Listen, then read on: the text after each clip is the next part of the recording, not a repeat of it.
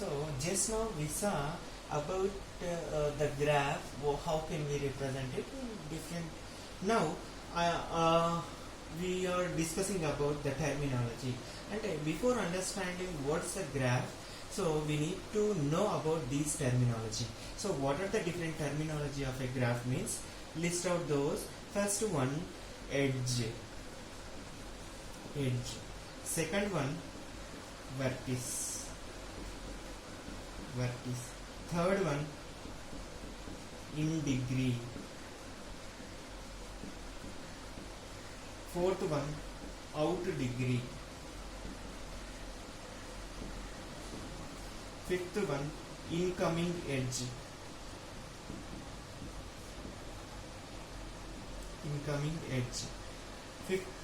Sixth one, outgoing edge.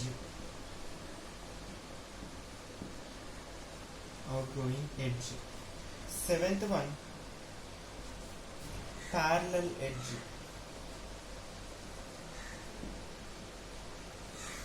Eighth one, loop. Ninth one, degree. 10th one, path. 11th one, length. 12th one,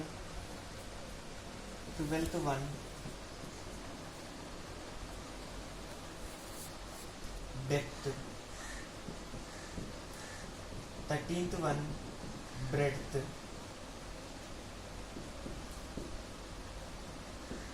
14th one, loop. Okay, so these are the different terminologies we have. So first of all, edge.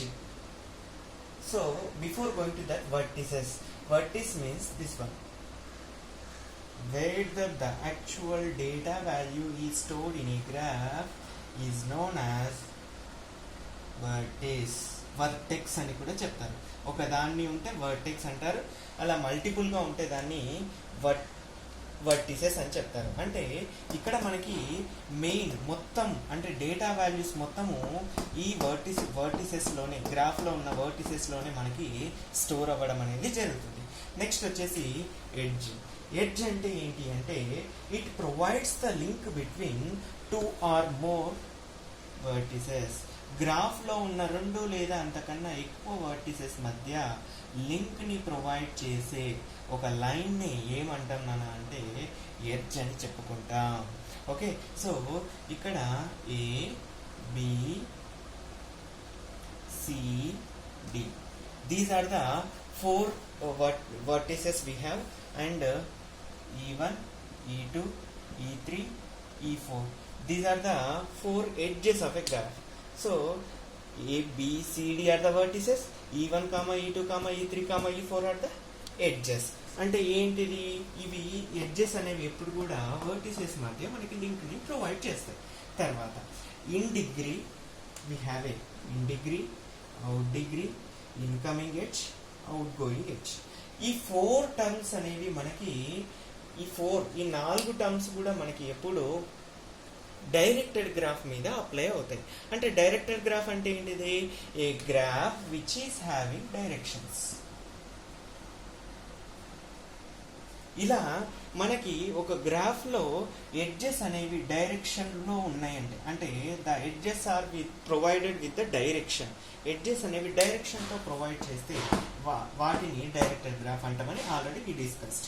So మరి in degree అంటే ఏంటి, out degree అంటే ఏంటిది, incoming edge అంటే ఏంటి, out going edge అంటే ఏంటిది అంటే చూద్దాం. First in degree.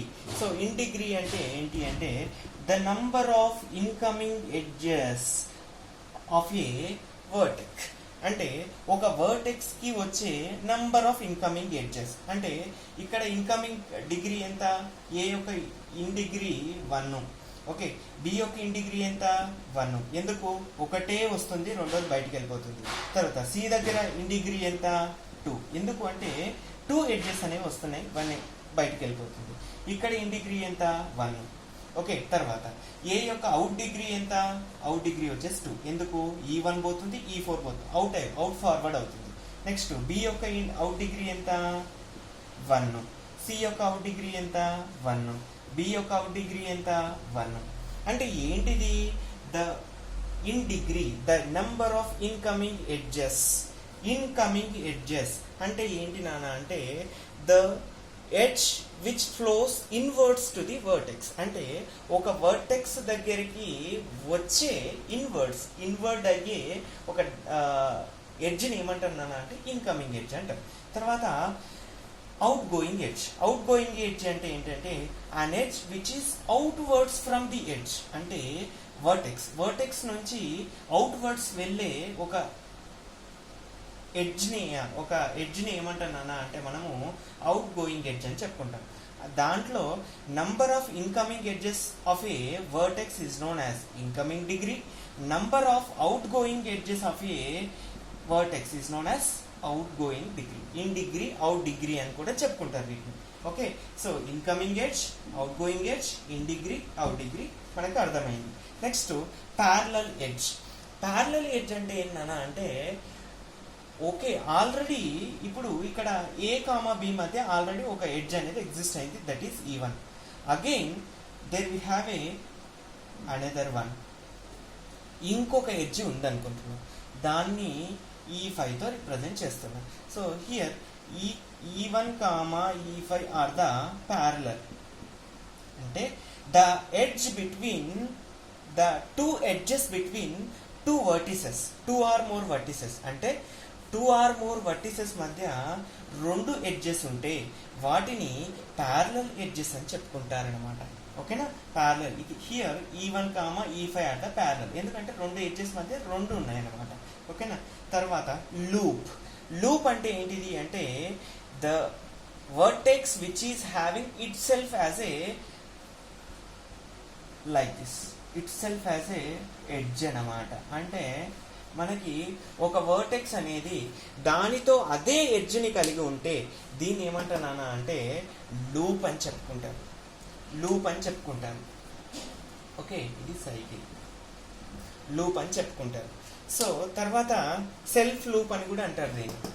అదే వర్టెక్స్ దాని నుంచి దానికి ఉంటే దాన్ని సెల్ఫ్ లూప్ అని కూడా అంటారు. Next degree is defines the number of vertices in a edges in a graph.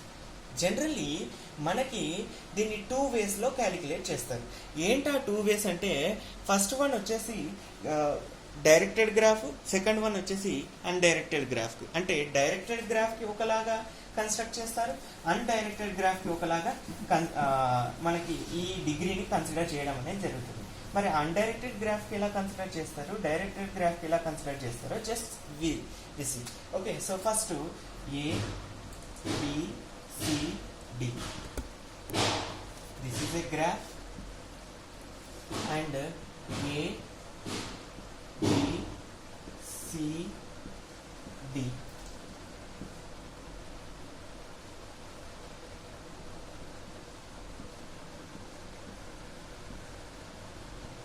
These are the 2 graphs. Okay, so this is directed graph,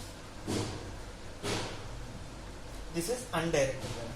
ఇప్పుడు మనము ఇక్కడ డిగ్రీని ఎలా క్యాలిక్యులేట్ చేస్తామంటే degree of A directed graph, degree is equals to incoming